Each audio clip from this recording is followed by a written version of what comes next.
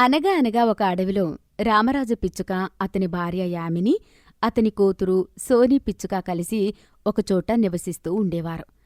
వారు కష్టపడుతూ ఏవేవో చిన్న చితక కూలి పనులు చేసుకుంటూ పొట్టపోసుకుంటూ ఉండేవారు. ముఖ్యంగా రామరాజు అడవిలో ఉన్న జమీందారు కాకి సుబ్బయ్య దగ్గర కూలిగా పనిచేస్తూ ఉంటాడు. సుబ్బయ్యకు ఒక ధాన్యపు గోదాము ఉండేది.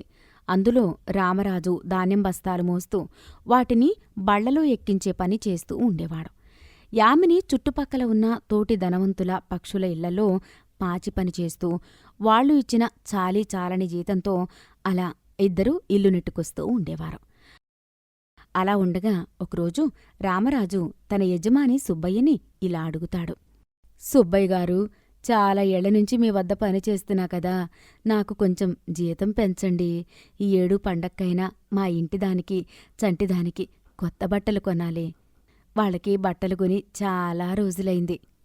నాకు పెంచాలని ఉందయ్యా, కాని ఏం చేస్తాను చెప్పు, సరుకు ఎక్కువ అమ్ముడుపోవట్లేదు. దాంతో నాకు లాభం రావట్లేదు. అట్లా అంటే ఎట్లా అయ్యా, మీరే ఏదో ఒకటి చేసి కొంచెం జీతం పెంచండయ్యా. సరే రామరాజు, ఈసారికి ఇలా సర్దుకో, వచ్చే నెల నుంచి ఏదో కొంచెం సర్దుతాన్లే. రామరాజు ఇంకేమీ మాట్లాడలేక అలా వెళ్ళిపోతాడు. అలా కొద్ది రోజులు గడిచాక గోదాములో మూటలు సర్దుతూ ఉండగా ఒక్కసారిగా మూటలన్నీ రామరాజు మీద పడిపోతాయి. దాంతో రామరాజుకు కాలు విరిగిపోతుంది. ఒళ్లంతా గాయాలవుతాయి. ఇంకా పనికి పోలేక ఒళ్లంతా కట్లతో ఇంటిలో మంచానికి పరిమితమైపోతాడు రామరాజు. దాంతో యామిని మీద మొత్తం కుటుంబ భారం పడుతుంది. తాను సంపాదించే డబ్బులు ఇల్లు గడపడానికి ఇంకోవైపు రామరాజు మందులకు సరిపోక ఏం చెయ్యాలో పాలుపోక వాళ్ళని వీళ్ళని అప్పు అడుగుతుంది. కాని ఎవ్వరూ. అలా ఉండగా ఇవేమీ అర్థం కాని తన చిట్టి కూతురు సోని వచ్చి యామినితో ఇలా అంటుంది. అమ్మా, అందరూ క్రిస్మస్ వస్తుందని కొత్త బట్టలు కొనుక్కుంటున్నారు. అలాగే ఒకరికి ఒకరు ఇచ్చుకోవడానికి బహుమతులు, చాక్లెట్లు కొంటున్నారు. మనం కొనుక్కుందామా అని అమాయకంగా అడుగుతుంది. మనకు తినడానికే తిండి దొరకడం కష్టంగా ఉంది తల్లి. ఇంకా మనం ఎవరికి ఏం బహుమతులివ్వగలం, ఏం బట్టలు కొనుక్కోగలం అని నిరుత్సాహంగా అంటుంది. ఈ ఇద్దరు తల్లి కూతుళ్ల మాటలు పక్కనే చెట్టుమీద నివాసముంటున్న రామరాజు స్నేహితుడు వింటాడు. అతను తిన్నగా పోయి సుబ్బయ్యతో తాను విన్నదంతా చెప్తాడు.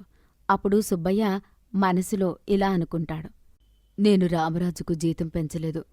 నా గోదాములో ప్రమాదం జరిగి అతనికి కాలు విరిగితే వైద్యం కూడా చేయించలేదు. కనీసం ఇప్పుడైనా ఆ కుటుంబానికి ఏదో ఒక రకంగా సాయం చేసి ఆదుకోవాలి అని అనుకుని వాళ్లకు ఎలా సహాయం చెయ్యాలా అని ఆలోచిస్తుండగా తనకు శాంతాక్లాస్ గుర్తుకొస్తాడు. అప్పుడు సుబ్బయ్య శాంతాక్లాసులాగా రెడీ అయ్యి ఆ రోజు రాత్రి సోమరాజు ఇంటి తలుపు తట్టే సోనీ పిచ్చుకకు బోలెడన్ని బహుమతులు, తినుబండారాలు, కొత్త బట్టలు, రామరాజుకు తగినన్ని మందులు, వాళ్లు నెల మొత్తం తినడానికి సరిపడా వంట సామాగ్రి ఇచ్చి అక్కడి నుంచి తుర్రమంటాడు. అప్పుడు సోనీ పిచ్చుక సంబరపడిపోతూ, అమ్మా, శాంతాక్లాస్ వచ్చి మనకు చాలా బహుమతులిచ్చాడు, రా అమ్మా చూదుగాని అని వాటన్నిటినీ చూపిస్తోంది సోని. అవి చూసిన రామరాజు, యామిని మనసులో ఆ శాంతాక్లాస్కి దేవుడికి కృతజ్ఞతలు తెలుపుకుంటారు. మరుసటి రోజు ఆ ఊరందరితో కలిసి ఆనందంగా పాటలు పాడుతూ అందరూ ఒకరికొకరు బహుమతులు పంచుకుంటూ క్రిస్మస్ వేడుకలు జరుపుకుంటారు. అందరికీ నమస్కారం. ఈరోజు మనం తెలుసుకోబోతున్న కథ కాకి సెకండ్ వెడ్డింగ్. ఒకానొక అడవిలో కీర్తి, గణేష్ అనే కాకి భార్యాభర్తలు ఉండేవి. పిల్లలు లేకపోవటంతో తమ జీవితాలు అనాథ జీవితాలని, తమ వంశం తమతోనే అంతమవుతుందని బాధపడుతూ కన్నీళ్లు పెట్టుకుంటూ ఉండేవి. ఒకరోజున కీర్తి కాకి, ఏవండి, మీరు నాకొక మాటిస్తారా? కొత్తగా ఈ మాటివ్వటం తీసుకోవటం ఏంటి కీర్తి? మన మధ్య ఇంతకాలం ఉంది, ఇక మీదట ఉండేది కూడా నమ్మకమే కదా. అవునండి, నాకు ఈ రోజెందుకో మీ దగ్గర్నుంచి నాకు మాట తీసుకోవాలని ఉంది. మాటిస్తే నువ్వు సంతోషంగా ఉంటావా కీర్తి? అవునండి, ఉంటాను. ఈ మాట నన్ను సంతోషపెడుతుంది, మిమ్మల్ని సంతోషపెడుతుంది. అవునా? అయితే తప్పకుండా మాటిస్తాను కీర్తి. నువ్వు అడిగినట్టు నేను నీకు మాటిస్తున్నాను అని చెప్పి కీర్తి కాకి చేతిలో గణేష్ కాకి చెయ్యి వేస్తాడు. అది చూసి కీర్తి సంతోషపడుతుంది. అప్పుడే పిచ్చుక వేగంగా ఆ కాకి దంపతుల ఇంటివైపు వెళ్తూ ఉంటుంది. దారిలో పావురం గలుస్తుంది. ఆగవే పిచ్చుకా, ఆగు. అని పావురం పిచ్చుకని అడ్డుకుంటుంది. రెండూ ఒక చెట్టు మీద వాల్తాయి. ఏవే పిచ్చుకా, చంద్రయాన్ 3 కంటే వేగంగా వెళ్తున్నావు. ఎక్కడికే? కీర్తి కాకి దగ్గరికే. ఏమైందే దానికి? ఆత్మహత్య చేసుకోవాలని అనుకుంటుందే పిచ్చిది. అని అనగానే పావురం ఆశ్చర్యంగా ఇలా అంటుంది. ఏమిటే నువ్వు చెప్పేది? కీర్తికాకి ఆత్మహత్య చేసుకోవడం ఏమిటి? దానికి ఆ ఐడియా ఇచ్చింది నేనే. అది పిచ్చిది కాదే, నువ్వు నన్ను పిచ్చిదాన్ని చేస్తున్నావు. నువ్వు దానికి ఆత్మహత్య చేసుకోవాలనే ఐడియా ఇవ్వడం ఏంటి? ఏం జరిగింది అసలు? అయ్యో పావురమా, అదంతా పెద్ద కథ.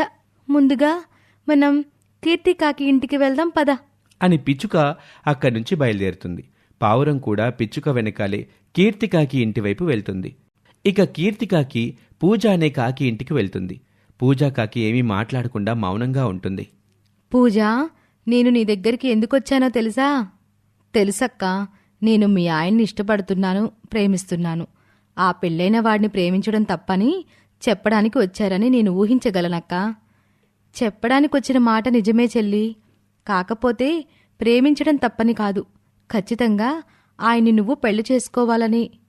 అక్క, అవును పూజ, ఆయన్ని పెళ్లి చేసుకోమని చెప్పడానికే వచ్చాను. నేను నమ్మలేకపోతున్నానక్క.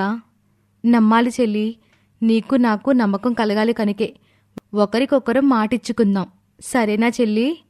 నాకంతా అయోమయంగా ఉందక్కా. ఇందులో అయోమయం ఏముంది చెప్పు? నువ్వు ఖచ్చితంగా ఆయన్ని పెళ్లి చేసుకోవాలి.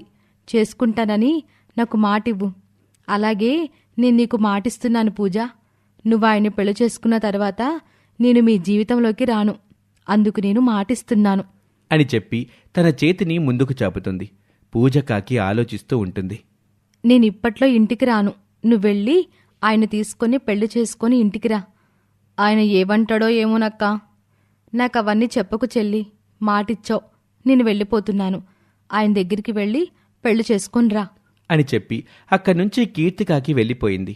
పూజకాకి తన గూటి నుంచి బయలుదేరింది. ఇంతలో పావురం పిచ్చుక దారిలో కలిసిన చిలుకని తీసుకుని కీర్తికాకి ఇంటికొచ్చాయి. లోపల గణేష్ కాకి ఒక్కతే ఉంటుంది. ఒకేసారి ముగ్గురూ కలిసి రావటంతో గణేష్ వాళ్ళని చూసి, ఏమైంది, ముగ్గురూ కలిసికట్టుగా వచ్చారు? కీర్తికాకి ఎక్కడన్నా? ఆహారం తీసుకురావడానికి వెళ్ళింది. ఎందుకు? కీర్తికాకి ఈ మధ్య నీ దగ్గర ఏవైనా మాట తీసుకుందా బ్రో? తీసుకుంది. ఎందుకలా అడుగుతున్నావు? ఏవని మాట తీసుకుందన్నయ్యా? మాటివ్వమని అడిగింది. ఇచ్చాను కానీ ఏ మాట అని నేను అడగలేదు. కీర్తి చెప్పలేదు. ఇంతకీ ఏమైంది? మీరందరెందుకు ఇలా అడుగుతున్నారు అని అడగగానే పిచ్చుక, పావురం, చిలుక తమ మనసుల్ని శాంతపరుచుకొని, ఏమీ లేదన్నయ్యా, నిన్ను కాస్త టెన్షన్ పెట్టాలనుకున్నాం అంతే అని చెప్పి అక్కడి నుంచి వెంటనే వెళ్ళిపోతాయి. గణేష్ కాకి ఆలోచనలో ఉంటుంది. పూజ కాకి వస్తుంది. గణేష్ కంగారు పడుతూ ఉంటాడు. పూజ, ఇక్కడికి ఎందుకు వచ్చావు? ఒంటరిగా ఉంటే ఆ గ్రద్ద దాడి చేయడానికి చూస్తుంది. నాకు భయం వేస్తుంది. అందుకే ఇక్కడికి వచ్చాను. ఇక నేను ఆ ఇంటికి పోను. నన్ను పెళ్లి చేసుకో గణేష్. ఇప్పుడు కాదు, నువ్వు మీ ఇంటికెళ్ళు. నేను అక్కడికి వచ్చి మాట్లాడతాను. లేదు, నన్ను పెళ్లి చేసుకొని తీరాలి. లేదంటే నన్ను ఆ గ్రద్ద తినేస్తుంది అని గణేష్ కాకితో పూజా కాకి వాదన పెట్టుకుంటుంది. అప్పుడే కీర్తి ఇంటికొస్తుంది. ఇంటి మీద వాలి వాళ్ళ మాటలు వింటుంది. చివరికి పూజ కాకి గణేష్ కాకిని తీసుకుని ఆ ఇంట్లో నుంచి వెళ్ళిపోతుంది. నాకిదే కావలసింది అని కీర్తి కాకి ఇంట్లోకి వెళ్తుంది. ఇంటి దూలానికి ఉరేసుకుంటుంది.